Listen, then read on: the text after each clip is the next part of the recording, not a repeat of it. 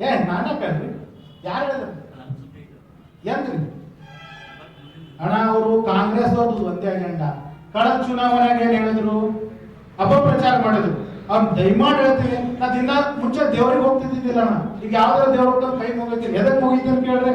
ನನಗೆ ಯಾರ್ಯಾರು ಅಪಪ್ರಚಾರ ಮಾಡಾರಲ್ಲ, ಆ ದೇವ್ರ ನಿಂಬಲ್ಲಿ ಶಕ್ತಿ ಅಂತಂದ್ರೆ ಅದ್ ಜನರಿಗೆ ತೋರಿಸ್ಕೊಡಪ್ಪ ಅಂತ ಕೇಳಕತ್ತೀನಿ. ಯಾಕಂದ್ರೆ ಒಬ್ಬ ಸಾಮಾನ್ಯ ರೈತನ ಮಗ ರಾಜಕಾರಣ ಮಾಡ್ಬೇಕಾದ್ರೆ ಹೊಟ್ಟೆ ಉರಿ ಸರ್, ಅವರಿಗೆ ಹೊಟ್ಟೆ ಉರಿ ನಿತ್ಯ ಅಂತಲ್ಲ. ಕಳೆದ ಬಾರಿ ಚುನಾವಣೆದಾಗ ನಮ್ಗೆ ಹೆಚ್ಚು ಚಿತ್ರ ಹಿಂಸೆ ಕೊಟ್ರೆ ಗೊತ್ತ ಸರ್ ಇವರು. ಇವ್ರಿಗೆ ಏನಾದ್ರು ತಾಕತ್ತು ಮಾನ ಮರ್ಯಾದೆ ಅಂತಂದ್ರೆ ದೊಡ್ಡ ಲೆವೆಲ್ನಾಗ ಮಾಡ್ಲಿ. ಈಗ ಮಾಡಿ ಅವ್ರು ತಮ್ಮ ಮಕ್ಕಳು ಬೆಳೆಸ್ಬೇಕಂತದ. ಸನ್ಮಾನ ಜಿಗಿನ ಸಾಹೇಬ್ ಕನಸು ಏನದ?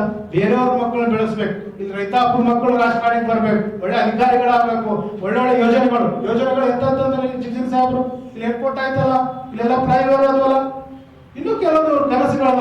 ಮತ್ತೆ ಹಿರಿಯ ರಾಜಕಾರಣಿ ಅವರು ಅವ್ರ ಅನುಭವ ಯಾರಿಗೆ ಹೇಳಿ ನೋಡು ಜಿಲ್ಲೆ ಒಳಗ.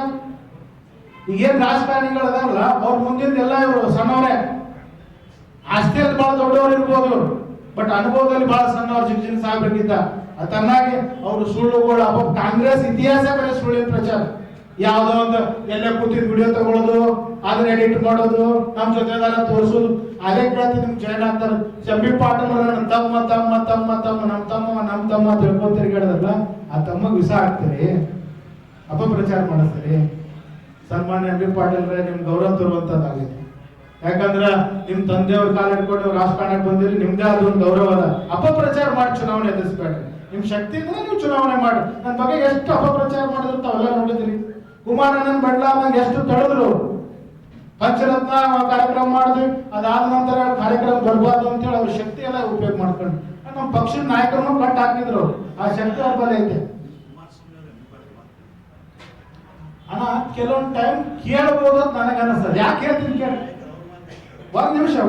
ಎಂ ಬಿ ಪಾಟೀಲ್ ಅಂದ್ರೆ ಎಲ್ಲಾ ಪಕ್ಷನ ಗುರುತಿಸ್ಕೊಂಡಂತವ್ರು, ದೊಡ್ಡ ನಾಯಕರಣ್ಣ. ಅವ್ರು ನಿಮ್ಗೆ ತಮಗೂ ಗೊತ್ತದ, ಅವ್ರು ಯಾರು ಬೇಕಾದ್ರೂ ಮಾತು ಕೇಳ್ತಾರೆ.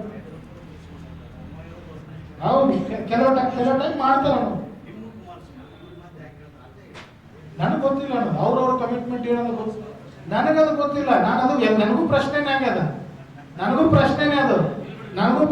ಅದ್ರ ಬಗ್ಗೆ ನನಗೇನು ಹೇಳಿ ಮಾಡ್ತಿಲ್ಲ. ಆದ್ರೆ ನಮಗ್ ನೋವದ ಅದ್ರ ಬಗ್ಗೆ. ಯಾಕಂದ್ರ ಒಬ್ಬ ಸಾಮಾನ್ಯ ರೈತರ ಮಗ ಜಿಲ್ಲೆಯೊಳಗೆ ಎಲೆಕ್ಷನ್ ಮಾಡ್ಬೇಕಾದ್ರ ಹೋಗಿ ಬಿಡ್ತಿರಲ್ಲಪ್ಪ, ಅದು ಈ ಪಾಪ ಅವ್ರ ಮಕ್ಕಳಿಗೆ ತಡ್ಲಾರ್ದ ಬಿಡುದಿಲ್ಲ. ನಾ ಹೇಳ್ತೀನಿ, ನನಗೇನು ಪಾಪ ಮಾಡ್ಯಾರ ಯಾರ ಅವ್ರಿಗೆ ತಡ್ಲಾರ್ದ ಬಿಡುದಿಲ್ಲ. ನಾನ್ ಜನರಿಗೆ ನಮ್ಮ ಕೈ ಮುಗಿ ಕೇಳ್ಕೊಳತ್ತೀನಿ. ಕಳೆದ ಬಾರಿ ಏನ್ ಅನ್ಯಾಯ ಆಗದಲ್ಲ, ಇದನ್ನ ರಮೇಶ್ ಜಿಗಜಿನ ಸಾಹೇಬ್ರಿಗೆ ವೋಟ್ ಹಾಕ್ತೀರಿ ಅಂತ ಹೇಳಿ ತಮ್ಮ ಮುಖಾಂತರ ಭಿಕ್ಷೆ ಬೇಡ್ತೀನಿ ನಾನು ಮತದಾರ.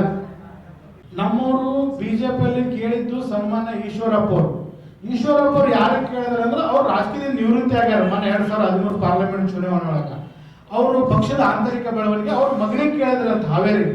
ನಾನು ಹೇಳ್ತೀನಿ ಈಶ್ವರಪ್ಪ ಸಾಹೇಬರಿಗೆ, ನೀವು ಒಬ್ಬ ಸಮಾಜದ ನಾಯಕರಾಗಿದ್ರೆ ಒಬ್ಬ ಸಮಾಜ ಯಾವ ಹುಡುಗ ಕೇಳಬೇಕಾಗಿತ್ತು, ಒಬ್ಬ ಸಮಾಜದವ್ರು ಕೇಳಬೇಕಾಗಿತ್ತು. ಮತ್ತೆ ಅದು ಟಿಕೆಟ್ ನಿಮ್ಮ ಮನೆಗೆ ಕೇಳ್ತೀರಿ. ನಿಮ್ಮ ಪಕ್ಷ ನಿಮ್ಮನ್ನು ಉಪಮುಖ್ಯಮಂತ್ರಿ ತನ ಒಯ್ದದ, ಭಾರತೀಯ ಜನತಾ ಪಕ್ಷವನ್ನು ಉಪಮುಖ್ಯಮಂತ್ರಿ ತನ ಒಯ್ದದ, ಎಲ್ಲ ದುಡಿಕ್ ನಿರ್ಧಾರ ತಗೊಂಡಾರ ಅಂತ ಅನಿಸ್ತದ.